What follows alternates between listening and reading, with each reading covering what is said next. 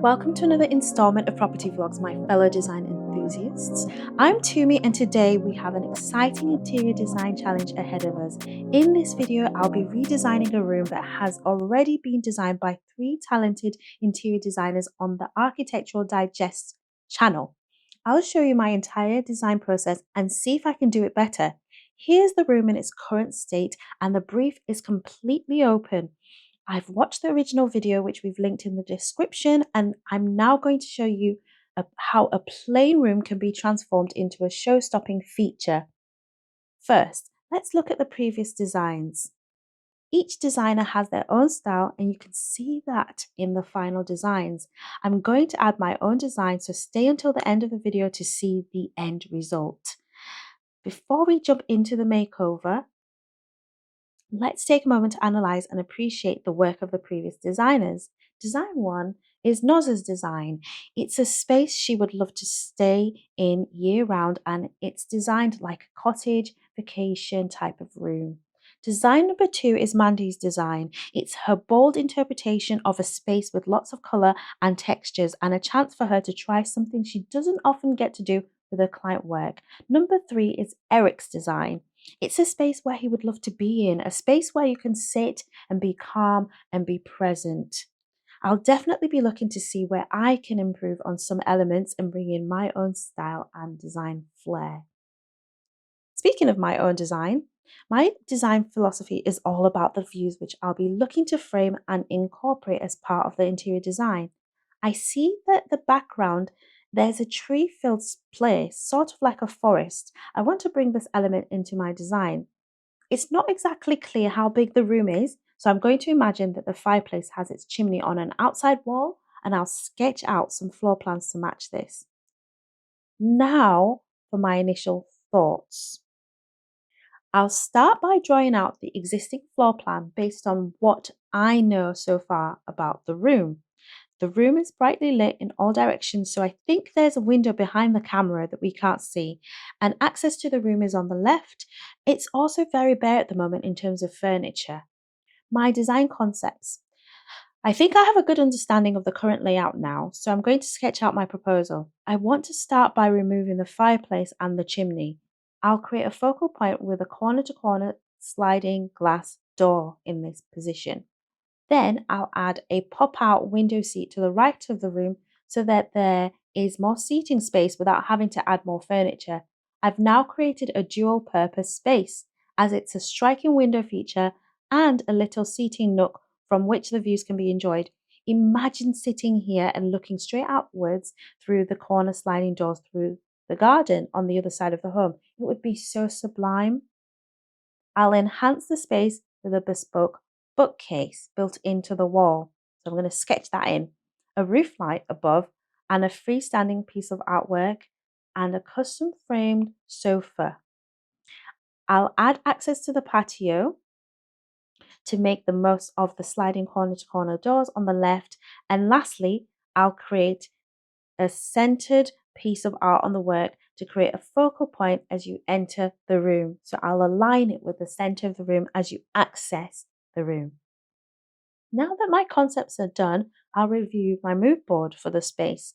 I'm loving greens, burgundies, natural wood and feature glazing for this space. I've got a lot of ideas that I want to share, and I think putting these images together is going to help me generate some really good ideas. My design process. So for the next part of my design process, I'll start with a model of the existing room. At this stage, I'm not trying to recreate the original room to a T. I'm just trying to get the proportions of the space so I can start planning how things will look. Here's the original photo for comparison. Ta-da! Now that that's done, let's start creating the room. I've added some bespoke cabinets and a TV on the far wall, and the window seat needs some cushions to make it inviting and cozy feeling. I know sometimes TVs detract from the interior design, but in this case, I've opted for a darker colored wall to reduce how in your face the TV is, and I think it's a practical option for the space. Next, I want to build out my pop-out window seat and bespoke bookcases in a rich coloured finish. I'll keep it nice and simple so the area isn't too busy on the eye, and I will add some shelving to this area to complete the look. So I'm just going to add some really nice, simple, classic bookcases there. Right, quick side note, guys. I want to show the difference taking windows all the way up to the ceilings makes to the aesthetics of a space. As you can see, I'm just going to drag that up and you can see it's much more dramatic and adds that wow factor. Then once I've done that, I'm going to add the corner to corner glazing in this area. Once that's done, the space is going to look and feel so much bigger. As a UK-based architect, I often have smaller footprints to work with, so I really have to pull the outside in to create the illusion of more space and openness. And a great way to do that is by using glass as a feature. I'm adding sheer curtains for privacy and light and a mix of other materials, textures, colors as I'm going along. The architecture and the interior design and styling details work hand in hand during the design process. I'll also add a roof light shortly, which will also have a corner to corner element and it will look amazing. I want whoever sat in the space to have both views of the sky during the day and the stars at night from this vantage point in the home. I love framing spaces.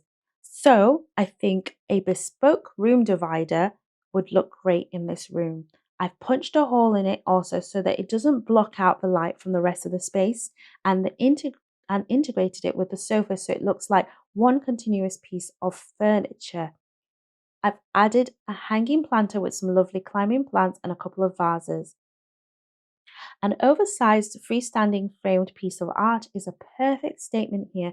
It'll be the first thing you see before you turn the corner as you enter the room, and it's chosen to be subtle so it doesn't compete with the rest of the space, but it's oversized so it'll still make a statement. And here is the moment we've been waiting for, the grand reveal of my redesigned space. Let's start with the before image, as you can see, and now here's the after. So as you can see, there's a lot of elements which have been added and a lot has been changed. I love how the space has multiple aspects, allowing 180-degree views of the surrounding nature. It's bright, airy, and cozy. The color scheme is vibrant, but as it uses a lot of natural tones, it's not overpowering.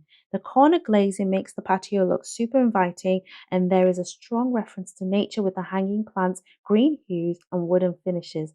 I hope you enjoyed this unique redesign challenge. It was really fun working on a space already touched by 3 previous talented designers.